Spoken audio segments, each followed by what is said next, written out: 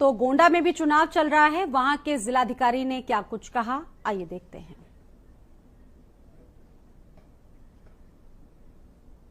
आज गोंडा जनपद में आज मतदान की तिथि है और जैसा हम लोग निरंतर प्रयासरत हैं, मुझे लग रहा है कि लोग भी घर से बाहर निकल रहे हैं और अभी मैंने खुद वोट कास्ट किया है।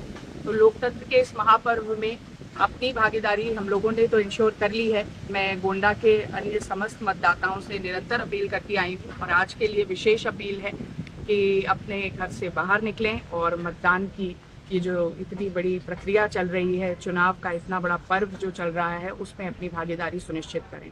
इसके अतिरिक्त हमारे जो बूथ्स हैं, सभी 2726 बूथ जो हैं, उन बूथों पर ये प्रक्रिया अब शुरू हो गई है, बिल्कुल टाइमली शुरुआत हो गई है। मशीन के कुछ जगह पर जो छोटे मोटे इश्यूज हैं, वो पोलिंग एजेंट्स की उपस्थिति में उनकी रिप्लेसमेंट इंश्योर कर दी गई है।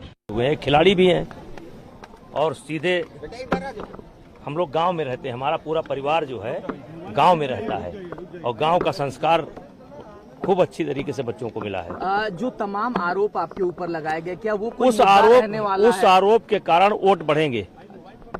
तो मुद्दे कुछ और रहने वाले यहाँ पर, जो गोंडा, कैसरगंज और पूर्वांचल की नहीं, देखिए कैसरगंज में एक ही मुद्दा रहता है, बृजभूषण सिंह, और जो आरोप लगाए हैं इन लोगों ने, उसके कारण कैसरगंज लोकसभा में वोट बढ़ने वाले हैं। नेताजी, जिस तरीके से आपके बेटे पहली बार चुनावी दंगल में उतरे हैं, तो कौन सा चुनावी पैतरा आपने सिखाया है कि जिससे जीत हो सकती है? बाई फाल मारेंगे और क्या है, बाई फाल। तो मतलब क्लीन स्वीप की तैयारी? बाई फाल चित।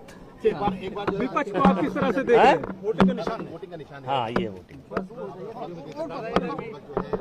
नेताजी, 400 पार का जो नारा नरेंद्र मोदी जी ने दिया है, क्या लगता है वो सार्थक होता हुआ? बहुत जबरदस्त तरीके से सरकार बन रही है। डिम्पल यादव यहाँ आई हुई थी, उनका ये कहना है कि जो 400 पार का नारा लगा रहे हैं, जिस तरीके से यूपी के 80 सीट जिताओ और संविधान बचाओ, यानी कह रहे हैं कि संविधान खतरे में। आप इसको किस तरह से देख रहे हैं? देखिए, वो अपनी पार्टी की नेता हैं, पूर्व मुख्यमंत्री की पत्नी है, अपनी बात रखने का उन्हें हक है।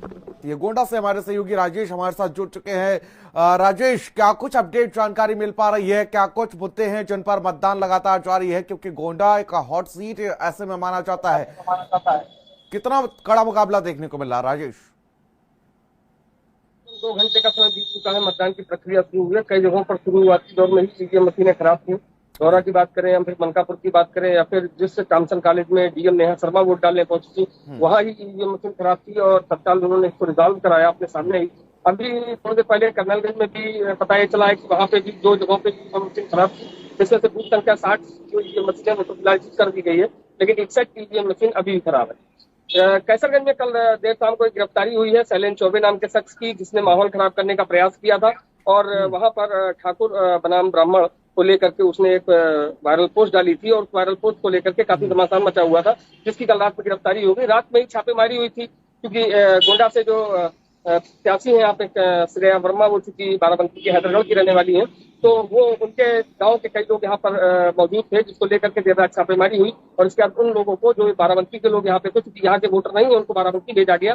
तो ऐसी चीजें यहाँ पे चल रही है लगातार और उसको लेकर के कहीं ना कहीं जो लड़ाई है, आपको बता दें, चाहे गोंडा हो चाहे कैसरगंज हो, दोनों जगहों पर बहुत कांटे की लड़ाई है।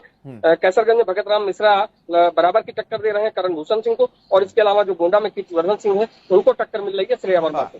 2 घंटे का समय बीत चुका है। लेकिन देखिए, अगर बात की जाए तो अभी तक कितना लोगों में उत्साह देखने को मिल रहा है? लोग कितने उत्साहित मतदान को लेकर? लगभग 2 घंटे का समय बीत चुका है। कितना क्या कुछ यहाँ पर परसेंटेज आने का अनुमान लगाया जा रहा है? कैसे वहां पर देखिए, तापमान जो है वो कहीं ना कहीं खलल जरूर डाल रहा है वोटिंग में, लेकिन अभी तक वहां पर रुझान क्या कुछ देखने को मिल रहे हैं? देखिए, मतदाताओं में जबरदस्त उत्साह है, क्योंकि लोकतंत्र का जब भी पर्व आता है तो मतदाता आज सुबह जी, गर्मी का सीजन है और मई महीने में जिस तरह गर्मी पड़ रही है, वो आप पारा लगातार बढ़ता जा रहा है। सुबह के 9:15 बज रहे हैं इस समय, और 9:15 बजे, क्योंकि लाइन मतदाताओं की 6 बजे से ही बूथ पे लगनी शुरू हो गई थी। कई जगहों पर ईवीएम खराब होने की वजह से लोगों को दिक्कतें जरूर हुई, लेकिन अब धीरे धीरे जो ढर्रा है वो पटरी पर आ गया है पूरी तरीके से, और जो भीड़ है वो लगातार मतदान केंद्रों के बाहर लगी हुई है, क्योंकि गोंडा और कैसरगंज में मिला के 4002 के करीब यहाँ पर बूथ है और उन सभी जगहों पर मतदान हो रहा है। 10 विधानसभाएं हैं, 10 विधानसभाओं में वोट पड़ रहा है और सुबह से ही लगातार जो मतदाता है वो आ रहे हैं। अभी वोट परसेंटेज जो है वो करीब 11 साढ़े 11 बजे तक बढ़ता जाएगा और इसके बाद 12 बजे के बाद थोड़ा सा डाउन होगा, क्योंकि जब गर्मी ज्यादा होगी तो जाहिर सी बात है कि मतदाता कम निकलेंगे। लेकिन अभी फिलहाल की जो स्थिति है कि मतदाताओं में जबरदस्त उत्साह है और पोलिंग बूथों के बाहर मतदाताओं की भारी भीड़ देखी जा रही है। अब ग्राउंड जीरो पर मौजूद है राजेश, लेकिन देखिए कैसरगंज में इस वक्त बात की जाए तो टिकट काट दिया गया ब्रजभूषण शरण सिंह का, उनके बेटे को टिकट दिया गया। कितना कड़ा मुकाबला उनके बेटे जो है वो देते हुए नजर आ रहे हैं।